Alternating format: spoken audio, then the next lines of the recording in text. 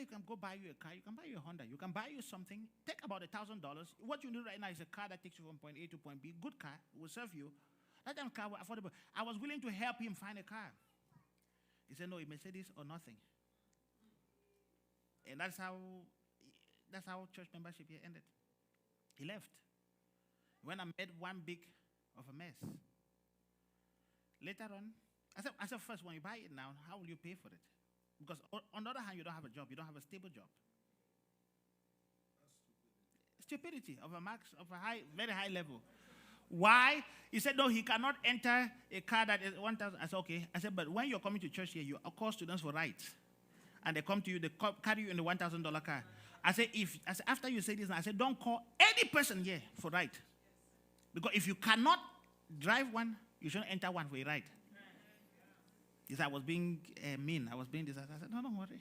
Because I'm not going to allow our students here, faithful members, to begin to drive you in their $1,000 car. You cannot go buy your own. You want to go buy one? That was it.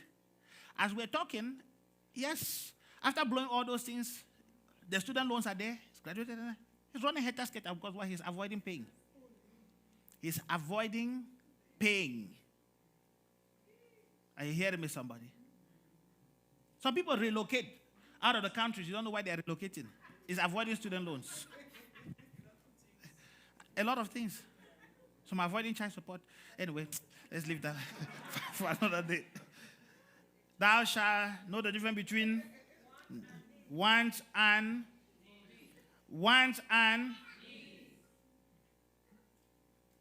there is nothing inherently wrong with small luxuries, and you should be able to enjoy many of the non-essential things you have. But it is essential to understand that wants are not needs. If you understand this, your finances will be in a much better shape. Let me give you an advice. Take some time to critically look at the things that you have in your life. Whenever you want to shop, right? Let me say this to you. America is designed for impulsive spending. If you've ever gone to a grocery store, I didn't want to mention a name. How many of you buy milk or eggs or certain things? Grocery store. Where is it positioned in the market? In the back. There's what we call in marketing psychographics. It is called the psychology of consumers. People are paid to study that. So you go to, let's say, Walmart or Target, for example, you want to buy milk. It's at the back. Because why? You use milk often. You use egg often. But before you go, they have positioned things. You're just going.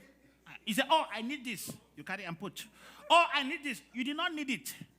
You know why you buy it? Because you did not make a list. You did not make a list. If you're not a disciplined person, make a list. If not, you will enter a store and you will buy things that you did not plan on buying. Are you hearing me, somebody? And see something. That it doesn't matter whether they're Christians or whatever. In October, when October is approaching, Halloween things are there. Just when Halloween is finishing, Thanksgiving things, and this. By the time it is finishing, they already started singing Jingle Bells. Jingle Bells. And by the time all of that is done, by January, Valentine things are there. It's just constantly coming. After the Valentine is over, Easter burning is coming. Whether they are Christians or not, I have a tenant. We have a tenant who sells phone shop. He's a Muslim. Go to his phone shop place now. Merry Christmas. So I asked him, I said, I did not see you put Eid Mubarak. He said, no, if I put that one in Oklahoma, it will not work. Because why? He knows that if you're a Christian, he knows how to target you. He has studied the psychology of consumers. He said, God bless you, brother. He said, God bless you. You buy. So when you're entering, look at the things you need. Write a list down. If not so, they will create a need. In business, we say, to create a product that sells, look for a need in the lives of people or create a need, then meet it. So I create a product. They tell you just sit down, it will vacuum for you. You get it, you vacuum. That's a need. The one you had was working all right. And even helping you kill some calories. You now go get the one that is just going to be a need. Know the needs, the difference between needs and wants. This is awesome. Can you target one of the things which you talked about, which is the I, Mm-hmm. which is the window. But I do believe that, of course, the I drives what you capture Yeah. to what is inside the of man. you. Yeah. Which in most cases, if that is not in you, it doesn't matter what the eye capture. It cannot drive it home. Yeah. Who heard what I just said? What the eye captures, if it is not inside of you, it cannot birth what you capture. That is true. Yes. So I want you to address what you capture and what you drive home. Which, for the most part, there's that. It could be greed, it could be pride. It's tied in a lot of, which is the scripture where Godliness with contentment. Godliness, of course, contentment. But even when the devil presented bread to Jesus, even though there was the hunger, there was real need, but he knew exactly what to do per what time. Yeah. So can you drive what the eyes capture to? I don't know. You mentioned that, but Yeah. it's they run after it, which is appetite. Yeah. But how can you regulate your appetite with what the eyes Capture. Yeah. That's a very good question. Very technical, very tough to answer. Again, I come back down to one thing.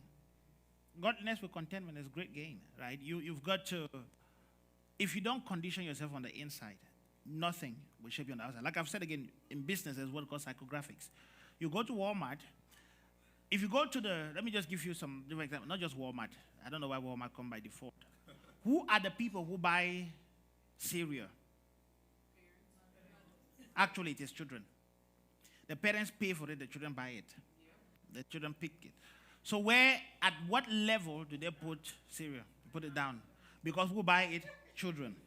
So the parent is working at the eye level. They are seeing here, but the children are at their level. So, and they put the more expensive ones, or the products that pay more, they put them down. So they pick it. Now with children, we know how to. If you've already told a child you don't want them to eat sugar or certain things, they can pick something. You say, I'm not going to pay for it. Because you're paying for it, right? Now what you're doing is you're conditioning them. It's the same thing like with you as an adult. You can condition your spirit. You can train yourself to come to the place where no matter what comes, no matter what is presented to you, I'm not going to take it. Because the eye is a window. But it's a window to what? Your spirit. Out of that abundance, if the heart is not greedy, or the heart is not, if the heart is not conditioned to want certain things, the Bible says we are not tempted. Don't say God is tempting you, because we are all tempted by what? Our lust. So deal with that which is inside. I don't know if that deals with it exactly the way you expected, but let me rush through this. Yes, absolutely. So understand the difference between needs and wants. Jesus talks about something, and we've looked at this. Commandment number 7, we've already almost exceeded time. Number 7, thou shalt pay yourself first. That's right. Thou shalt what? Pay. Can we say it together? Pay yourself. Who works the money? Who works? Is it your landlord working? You see, most of the time when you work finish, the money is coming in. Everybody else gets paid except the person who actually works. The car person has already taken their own. Insurance is already, in fact, before you get paid, IRS has already taken their own. This person is taken. This one is taken. Landlord is taken at the end of the day. Even sometimes, if you don't pay yourself first, Ross and other people will take. All the online shopping, they will take. Just be taken. That you do not plan. So pay yourself first. Decide that at least 10% of what you earn goes to you. And when I say goes to you, I'm not talking about going to go eat. I don't talk about going to go because I said, let me give myself a treat. No, you're not paying yourself. You are paying the people who are giving you a treat. Are you hearing me? 2 Timothy chapter 2, verse 6. 2 Timothy chapter 2, verse 6. It says that 2 Timothy 2, 6, thou shalt pay yourself first. It says the hardworking farmer, can we read it together? Want to go? The hardworking farmer must be first. Must be what? First, to partake of the crops. Who must be the hardworking farmer? You must be the first. You. If you pay yourself 10%, and no matter what is coming, I'm paying my landlord, I'm paying everybody, I'm paying myself 10%. It is from that 10% you can invest for your future. It is from that 10% you can take advantage of opportunities. Are you hearing me? Pay yourself first. Your siblings are wanting. Your cousins, your nieces, your nephews, they always have needs. So pay yourself. Then all the other remaining now, I can give as necessary to those people. They always have needs. Pay yourself. Tell somebody, pay yourself. I don't want to overemphasize this. You see, if you decide that before you pay any of your other bills, you'll pay yourself 10% of the money, you'll find out that your bills will adjust. Did you hear me? Your bills will what? Adjust. Your bills will adjust. If you pay yourself first, you may not need to go and get that new phone that they're giving you on promotion. Mm-hmm. Yes. And you'll not even use 1/10 of it. If you own the iPhone 13, they are constantly creating new ones to give you. And if you're not smart, right, for everything they tell you is free. You're signing 2-year contract. You didn't know that. The new one. If you decide that you're moving, you pay off the balance. And the balance you pay off, it would have been better you just buy a new one. Now, if you're going to be there, get what you need to get. If the old phone is working and working well and can take good pictures and has good video capacity, why go get a new one? Because you want to belong? Know the difference between needs and wants. If all you do is make calls and answer calls and text messages, there are some phones you may not even need, never need. For some of us, our phones, our computers, yeah, we may need one that has speed, have space, have this, have that. Good. But what's the purpose to go pay for a phone that has 256 gigabytes of space, storage, that you only use 1 gig? Yeah, and then you change it next year. Yes.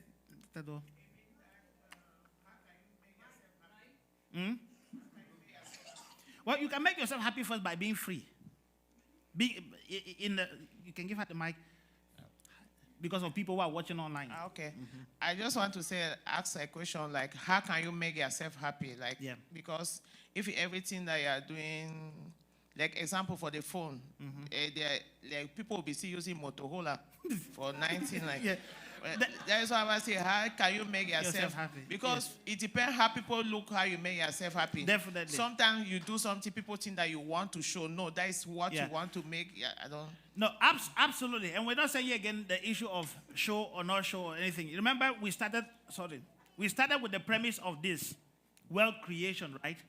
Because if you don't pay, if you can pay, get a new phone or get a new car by all means, and you still have enough money to be able to go from here to take advantage of this and that, you're good. Because ultimately, remember we said that laborer is the first partaker of the wages. God gives us all things richly to enjoy.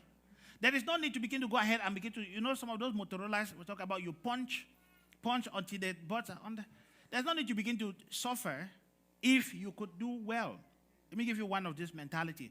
Rich people use money to save time. Poor people use time to save money. Rich people...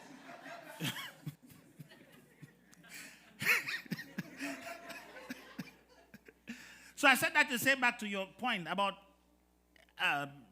give yourself a treat or enjoy yourself or take care of yourself, make yourself happy. Rich people use money to save time, while poor people use time to save money. Sometimes some things you think are cheap or something you think that you are trying to save money on, you end up spending more money on.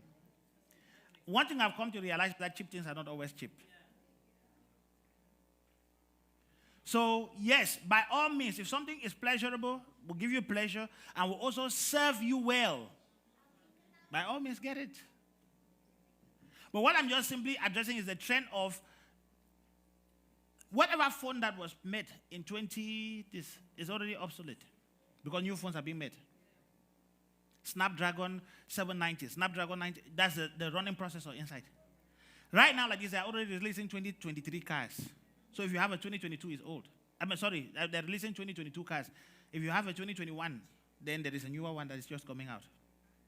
Pastor, can I say something? Yes, sir. I 100% everything you said I think the question that our sister asked is super powerful in the response. I just wanted to tip a little something in, because hearing her, there are people who also work super hard in life, and then they realize that life just goes in front of your face, and everything as far as sacrifice, time, whatever it is in your investment, you turn around and the clock is gone, you're 70 or 80, and you're asking where did time go? And you didn't have the time to really live life or enjoy all of what, and someone else will come behind you to reap everything, and it will be as though you never lived around here. Are we on the same line? Absolutely. So what I wanted to say is that there are people that you've dealt with, you've related with in life, and you're asking yourself, when do you really get to live? Because if all you do is save for the future, when do you live the future? Yes. Are we talking together? Yes, sir. Now, I think what Pastor has basically done is giving you a roadmap how you can invest, but at the same time be able to live in your means. Yes. Not above and not beneath. And then also be able to be a good man that keeps or have an inheritance for your children's children. One thing that I want to say is there are different cultures where we come from. Our cultures play a big role in the way we were raised. How, whether even in the day that you have really prospered, if you live well. For instance, there are people in our culture, even when they have prospered, they don't know when to take a vacation. Does that sound familiar? There is every resistance inside of you culturally. Like to say, if I were to even fly first class, even if you have the money, I will still be on coach. Because I don't see why I will spend $3,000 or $4,500 on first class because we are in the same plane. I promise you, it is the same plane, but it's not the same comfort. Are we together? Yes, sir. So in conclusion, I want to say that if you have worked hard and you, like Pastor was saying, you've earned the money, you can be on first class, I promise you, I do it when I have the money. Not when I'm borrowing it. We are not putting it on credit cards. We are not borrowing loans to do it. But if God has blessed you richly, like man of God is saying, know when to go on vacation with your entire family, if it's not on some credit card, so that you don't turn 80 years old and you're asking where the time. Are we talking together? So I just wanted to tip that in so that you have that balance and know when to enjoy, when you really have the money to enjoy, and know when to save and put in the money for the next generation. Absolutely. Absolutely. Very important. That balance is very, very important. Like I said again, ultimately the goal is wealth creation. But wealth creation for who? For you, right? So that you can do it and do it sustainably. Are you hearing me, somebody? I've flown first class. I've flown first class multiple times. But let me tell you this, I will not fly first class now and then fly near the restroom for the next 20 years. No. If I could take that money now and do something that will ensure that I can fly first class for sustainably. The goal of this is wealth with economic sustainability. Because you need to be able to sustain what you do. Are you hearing me, somebody? So very important. That balance is very important. God did not call us to suffer. But neither did he call us to enjoy at the expense of suffering. You can enjoy today and suffer tomorrow. Where are we? Number 8 now. Yes, so we can finish this thing quick. Yes. Number 8, thou shalt save and invest. Thou shalt what? Remember I said, before this one, we said pay yourself first, right? So what is what you pay yourself with that you can invest? Like I've told you, opportunities will come. Opportunities are coming. They are constantly there. Opportunities are constantly around the corner. Wealthy people, or people, when I say wealthy people, it's not people who have money. It's a mindset. Riches, poverty is a mindset. Wealthy people are looking for opportunities. Poor people are looking for spending opportunities. Let me give you this example. This past year, a lot of us here have gotten stimulus. The question is, did it stimulate your life? Or it just, I told my wife something. There are people who, they live on free benefits. Sometimes you see their bodies, they can tell you that this is, because you buy, there are certain things you just buy. When the stimulus come, what happens? You go to Ross that you cannot have chance to pass. You go to certain, because people are just buying clothes to go add to the multitude you already have in the house. Some of you used your money to buy things that increases in value. Thou shalt save, and that was free money that came, free. Make sure it doesn't go freely. Make sure that even if it is going, when my money came, my stimulus, I got stimulated. Some of it came because of my children. So I said, okay, for my children, I'm going to give them a treat. It came because of them. I'm going to give them a treat. But I also decided that for their sake, I'm going to do something that even in 5 years, 6 years from now, it still will be helping them. You've got to know to save and invest. If you don't do that, you will go from hand to mouth. You'll be praying for stimulus. You'll be praying for different situations so that stimulus will be coming. It's not going to be there forever. But make sure that by the time it stops, you have fully maximized the potential within that money. Is somebody hearing me? Thou shalt save and invest. And to save and invest simply means that all these other things that I said first, pay off all credit cards debt, understand the difference between wants and need, pay yourself first. All the little that you do there, you use it.